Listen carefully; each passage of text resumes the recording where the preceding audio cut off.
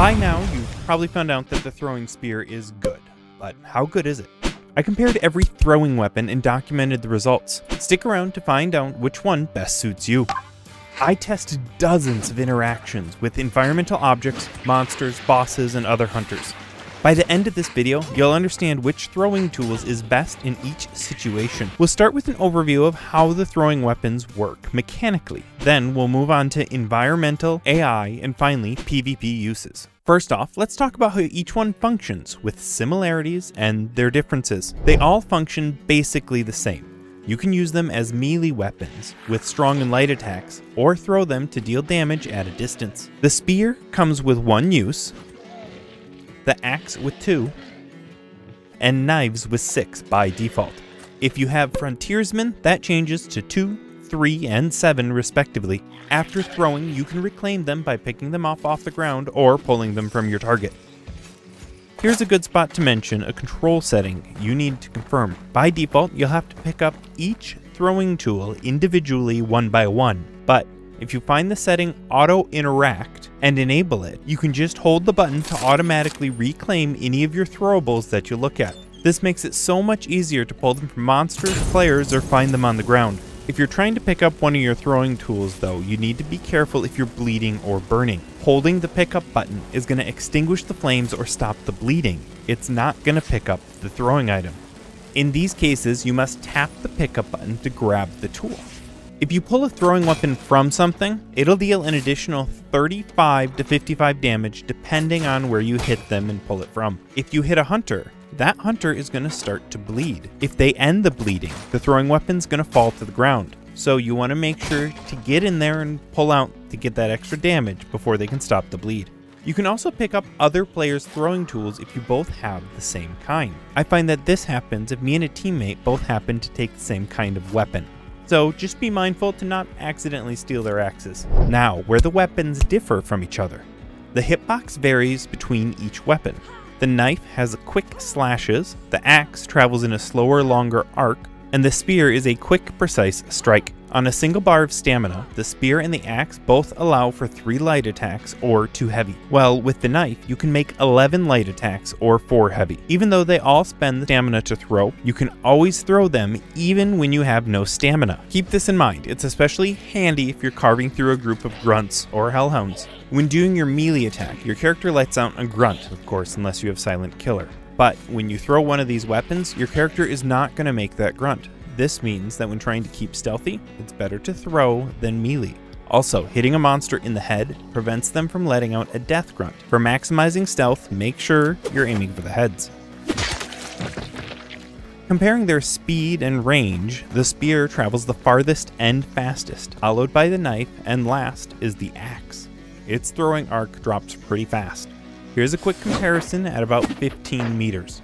Note, they were all aimed at the same spot on this block. But the only way you're really going to make use of these is by practicing each one and getting the feel for which one you like. This is the general order. Spear is the fastest, then comes the knives, and axe is going to be the slowest and drops the fastest. When prepping your throw, the spear gains the advantage of being able to run at full speed. When you do it with axes and knives, you actually have to slow to a walk to prepare the throw. So this is going to make the spear much more efficient when you're chasing someone down in a PvP situation. If you want my breakdown of throwing tools as an infographic, you can find it in my Discord, or any level of supporter, one-time or recurring on Ko-fi or Patreon, will get you access to all previous infographics. Links in the description. Now, let's look at how you can use them in the environment.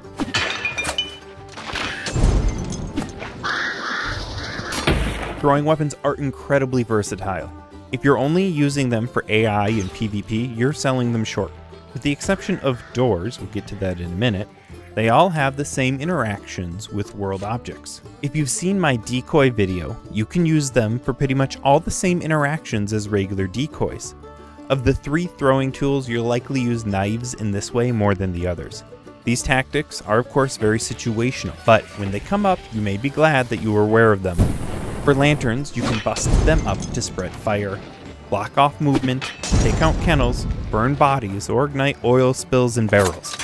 Speaking of barrels, hitting a green barrel with any of these tools busts open and releases the bees. Just be sure to keep your distance so they don't chase you down. Unfortunately, they're ineffective against red and yellow barrels. Nothing happens when you hit them. Although many maps have lanterns placed above the barrel, so pay attention to your surroundings and keep that in mind. Here's something that decoys can't do with the environment that throwing weapons can. Hanging chains are going to jingle when you hit them. That means if you're sneaking around a compound, you can toss a throwing tool at hanging debris to throw off the other teams who are tiptoeing around the compound looking for you. For barred doors, the spear comes up on top again, but the other two do pretty well. The knife requires 8 knives to be thrown and pulled for the door to break.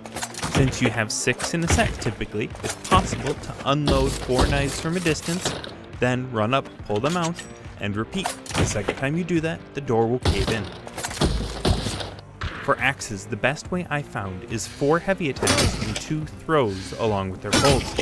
You can prep the door with strong attacks as your stamina allows you. Then, throw 2 axes in the door, and when you're ready to push, you can run up and pull them out. That way you can have your gun ready as the door opens. Spears need 4 throws with pulls. This is another fantastic argument to have frontiersmen with your spears. You can then do it in 2 sets of throwing and pulling. Then, since we're already talking about breaching, let's bring up Concertina real quick. Slashing damage is most effective on it, so the axe is going to do a great job on removing the wire. Knives are okay, but the spear is almost useless to clear it out. For Soundtraps, depending on the Soundtrap, you can use these tools to either activate or destroy it. For kennels, you can of course alert the animals by throwing it near or in the kennel. A use case for this might be if you're sneaking around a compound with another team. You can throw a knife across the compound to alert a kennel. This will pull their attention in that direction and potentially create an opening for you. Unfortunately, unlike poison ammo, no throwing tools can hurt the chickens. In fact, chickens once again proved to be the most nonsensical creature in the bayou. No matter how many spears, knives, and axes you stick in them, they just keep on clucking. For all 3 throwing tools, you can take out horses no matter where you hit them. While this may seem small, it's also one of the biggest reasons it's nice to take throwing weapons. If you're not bringing a crossbow or a silencer, this alone is a reason enough to make sure someone in your team has them. Also, there seems to be a glitch that happens a lot with throwing tools and horses. If the horse dies right before you throw your tools, it vanishes into oblivion. I've seen this happen against other monsters and bosses too, but it's by far the most common with horses. I hope you don't lose your axe. Oh no, did I lose my axe? Oh, I lost my axe. What a bummer. So, if you're playing in a team, try not to both kill the horse at the same time with throwing tools, otherwise one of you is going to lose your axe. For crows, another misdirection you can do is scare them with your throwing tools. Because you have limited ranges on all the throwing tools, you're going to have to make a long throw to make this strategy effective. But it could be useful in a compound stalemate to throw off another team's attention. This one only applies to knives and axes though. For some reason, crows don't mind the spear and they just ignore it when it lands nearby. The fowl in the bayou just don't want to be as consistent as the rest of the monsters. Speaking of monsters, all 3 tools provide great options for most AI. Starting with the grunts, I'll be showing you the most effective way to take out each one using all 3 of the tools. For grunts, taking one out is a trivial task with any of the 3 weapons. For the spear, a light attack to the chest or head will handle them.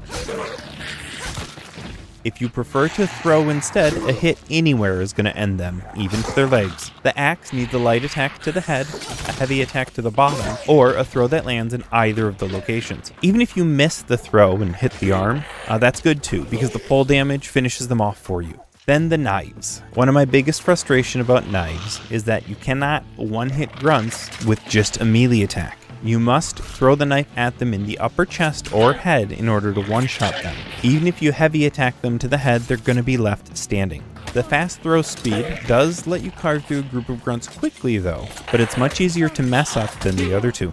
Hives are mostly the same as grunts, but in general, your best option is going to be a spear to anywhere, an axe to the body, or a knife to the head. For armors and their wired variants, all 3 of the throwing tools trivialize these. For the spear, you can one-shot with a throw to any body part, even the toe. Axes can one-shot either of them. For the armored, throw the axe at any of the exposed areas. For wired, it's a bit harder, as they're going to need to be facing you, and you need to make sure that you hit the head. That's the only way to one-shot them, otherwise you're going to need 2 throwing axes to the body. Knives take a little bit more precision for armored. You can do 3 knives to the body with poles to finish them off. For wired, 4 throws is going to be the most consistent option, but if you manage to hit the head consistently, then you can do it in 2. Hellhounds always have the potential of being problematic if they catch you at the wrong time. Not only do they come in groups, but they move a lot, cause bleeding, and are difficult targets. You need to watch out for the ones with the metal muzzles. This deflects anything you hit it with. The axe is great for Hellhounds, since a strong attack to the body or a throw is going to take them out in a single hit. You can easily take the first one out with a throw while the others are approaching and melee them as they come at you. With spears, you can easily just move through the pack, giving each one a light attack to the body. Your fast attack rate should make this easy. And if it happens to be a pack of 4, just save your throw for the last one to finish it off. But once again, the throwing knife falls short. Neither a throw nor a strong attack to the body is going to take out a Hellhound. You must hit their head. With their frequent movements, this can cause problems. Make sure that you have your aim down and watch out for the ones with the metal muzzles. With the simpler AI out of the way, let's look at the more problematic ones. Immolators, Meatheads, and Water Devils. Spears trivialize Water Devils, enabling you to move through the infested water without even slowing down. As you enter the water, toss your spear at the Water Devil and pick it back up on your way over. This is fantastic for quick movement through dangerous waters. Next in line is the throwing knives. 2 knives take out one of these squid bundles. Just make sure not to miss. You're going to have a hard time finding any missed knives in the water. Axes also take 2 throws to take them out. The problem is you only have 2 axes, so if you can't find one of them afterwards, it's a bigger loss for your game going forward. Immolators are another creature the spear manages to trivialize. Send a throwing spear into its body to take it out in a single hit. It's still going to explode, so keep your distance. Conversely, don't use throwing axes on Immolators. It took me 3 throws and pulls to down one. I highly recommend you just use the butt of your rifle instead. Knives can at least handle an Immolator, but it still took 3 knives and 1 pole to down it. Now for Meatheads. All 3 tools are decent and handle Meatheads well enough. I'd say knives and spears are well above axes, but they all can do the job. For spears, you can finish a Meathead off with 3 throws and pulls, which is really quite easy, especially if you have frontiersmen.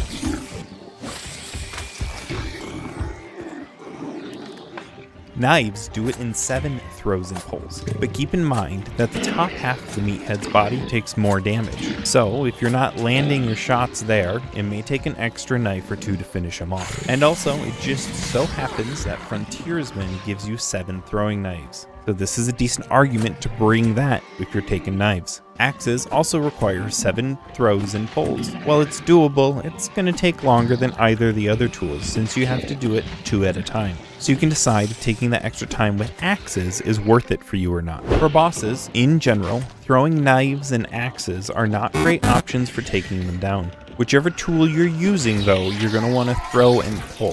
If you have another option for dealing with bosses, you should probably rely on that instead of those 2. The spear, on the other hand, takes chunks out of a boss. One more quick note about the assassin. If you're throwing any of the throwing tools and you hit him, when he goes into the bug form, all those tools are going to drop to the floor. So if you're having trouble finding your equipment, that might be why. These breakdowns take a lot of effort to put together. If you get any value out of them, let me know by giving me a sub. Now, let's dig into PvP. Which throwing tool is best against hunters? Starting with the knife. It's actually probably just best not to use the knife for PvP. The only way you're going to one-shot with it is if you land a headshot. No other hit's going to do. Not even the strong melee attack with a headshot is going to do it. You'll only be doing 105 damage and still going to need a follow-up. Yes, you'll be inflicting bleed, but by the time that has a meaningful impact, you'll likely already be down. The one positive thing to mention is that the knife has a fast rate for throwing and attacking, so at least the follow-up attacks can come out quickly. The good news is that if you have the assailant trait, then the knife's strong attack will one-shot to the head. The axe fares a bit better. When throwing, you just need to hit the upper or lower chest, or the head obviously, to one-shot your target. As long as you don't hit the arms or legs, you're in good shape. For its melee, only headshots are going to do the trick. The good news is that this can be done with a light or a heavy melee. The other thing to keep in mind about the axe is that it has a relatively slow swing animation with a wide arc. This means that the large hitbox is longer and can help accommodate if you are less precise with your timing, but it's still a pretty minor benefit. Also, the heavy attack to the chest does 143 damage and inflicts bleed, so if they have any damage on them, this is an okay option to use, but otherwise you're probably asking for a trade doing it this way. Now, for PvP, the spear is far above the other tool. The spear excels at PvP for both melee uses and thrown weapon uses. The travel time on the throw is exceptionally fast with relatively low drop. It makes it much easier to hit your targets. In addition, as long as you make contact with your target, you'll be downing them. Here's a throw to the foot at about 25 meters. Keep in mind though that you only have one spear, so make sure to hit your shot or you'll be without a backup weapon. The melee attack is just as deadly. The light attack is very quick, but only one shots to the head. The heavy attack, on the other hand, can down a hunter with a hit to anywhere but the legs. In general, for PvP, the spear trivializes the other throwing tools, and in a lot of cases even makes the melee weapons redundant. And its throw that guarantees a kill can even make it replace a backup shotgun sometimes in your loadout. Now, a quick mention for the traits that support these weapons. We have Assailant, Blade Seer, Determination, Conduit, Whispersmith, Frontiersman, Silent Killer, and Pack Mule. Blade Seer costs 1 trait point and lets you see throwing tools in dark sight. I mean, it's handy if you lose them in the grass, but really it's probably not worth it in most cases. Determination for 4 points significantly increases your stamina regen. This is a grade A fantastic choice. Likewise, Conduit is 4 points. Whenever you take a clue, you're going to gain 3 minutes of stamina whenever someone on your team picks up a clue. Keep in mind that it's going to be redundant to take both Determination and Conduit. Whispersmith costs 1 point and reduces noise for switching weapons. It's pretty situational, but if you like going for spear kills, this could be helpful to you. Likewise, a great pair with Whispersmith is Silent Killer. Silent Killer removes all the noise from your melee attacks, both from the wind-up, there's normally an inhale, and the grunt when you release it. Personally, I really like Silent Killer. Frontiersman, as I've mentioned a number of times in this video, is fantastic. For 7 points, you get 1 more of each tool item. For spears, this is especially useful. Then finally, Pack Mule is a reasonable consideration. You will sometimes get your throwing tools back from looting enemy hunters, and sometimes that can be disappointing not getting a consumable from that loot. Pack Mule helps mitigate that some. I want to give a quick shout out to my Patreons and a thank you to you for making it this far in this video. If you haven't seen it, here's that poison ammo video I mentioned.